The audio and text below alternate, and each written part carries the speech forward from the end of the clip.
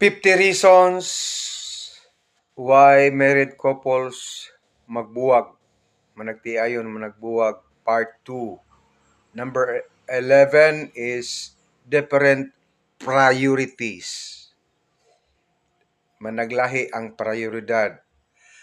Number 12, lifestyle incompatibility. No? Kabuwag po dahil kanang kadaiya inyong lifestyle. Number 13, financial disagreements. Sa kwarta. Number 14, family planning disagreements. So, di mo magkasanabot pila inyong anak gusto.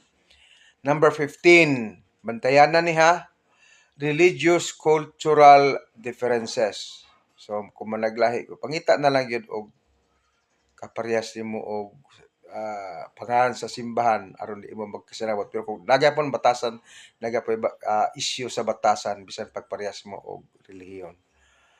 16, mental health issues. Mental health issues. Number 17, addiction. No, addictions, mga addiction sa substance or sa pornographic or gitawag nga mga addictive nga mga habit.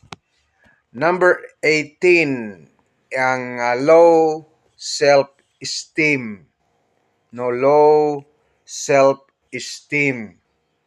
Okay. Number 19, okay, personal growth mismatch.